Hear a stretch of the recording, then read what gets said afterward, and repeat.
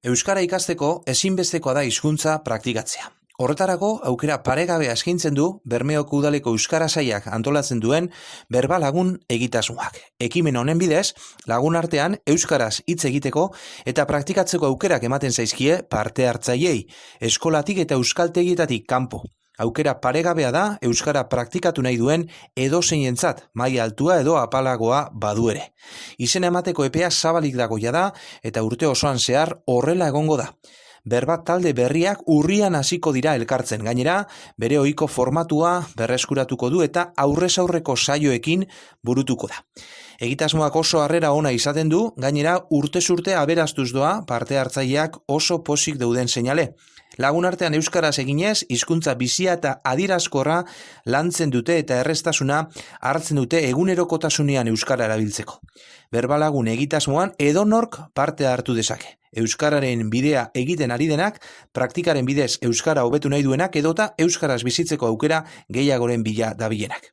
Egitasmoan parte hartzea doakoa da. Normalean 5-6 laguneko taldeak izaten dira eta horiek osatzeko kontutan hartzen dira parte hartzaileen egutegia, adina eta saletasunak. Gainera, eskolatik eta euskaltegietatik kanpo egiten den ekimena denez, mintzataldeak nahi edo ahal duten tokian geratu daitezke. Hau da, ekintzan izena eman dutenek erabakitzen dute non eta noiz egin hizketaldia. Berbalagunek euskara praktikatuz ondo pasatzeko aukera ematen du, izan ere aisialdian egiteko egitasmoa da. Ez da eskola bat. Modu ludiko eta natural batean Berbalaguneko kidek espazio berriak bilatzen dituzte hitz egiteko. Parte hartzeko euskaraz berba egiteko gogoa baino ez da behar. Berbalagun taldeak astean ordu batez batzen dira eta parte hartzaileek batzeko tokia eta ordutegia aukeratzen dute. Bestalde, Berbalagun egitasmoaren barne hainbat ekintza osagarri antolatzen dira, euskal kultura ezagutu eta euskara praktikatzeko.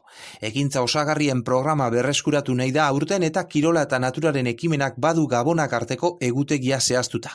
Urriaren 24an, Entziako baso sorgindua ezagutzeko aukera egongo da, azaroaren 21ean Montefuerteko parkera joango dira eta abenduaren 12an berriz orientazioa landuko dute Araotzeko aitzuloetan. Horrez gain, ikasturtean beste ekintza batzuek izango dute tokia, hala nola, sendabelarrak, sukaldaritza edo eskulanak ikasteko tailerrak eta guraso lagun ekimenak.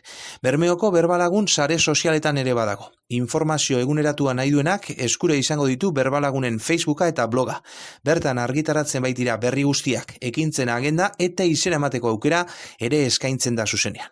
Berbalagunen parte hartu nahi duten pertsonek, beraz, Bermeoko AEKan eta Gotzon Garita Onaindian, euskaltegietan, hizkuntza eskola ofizialera edo Bermeoko Udaleko Euskara Sailera deitu dezakete edota Marimar Hernandez dinamizatzailearen 607-609-580 zenbakian kontaktatu.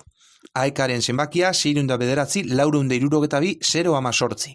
Gotzon Garita Onaindia 698-640-411. Hizkuntza eskola ofizialarena 944-618-310-80. Sare sozialen bitartez ere eman daiteke izena. Horretarako berariaz prestatutako inprimakia bete baino ez da egin behar. Berbalagun lehiaketari dagokionez, udazkenean, neguan eta udaberrian Berbalagun lehiaketa antolatzen da arrakasta handiz. 16 urtetik gorako edozein herritarrek parte har dezake. Berbalagun kide izan edo ez.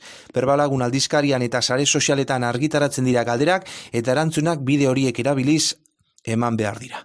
Aurten ere parte hartzeko aukera egongo da Bermeon zer agendaren bidez. Adi beraz agendari azaroan, otsailean eta maiatzean irabazleak herrigorako otzara ederra eskuratuko du.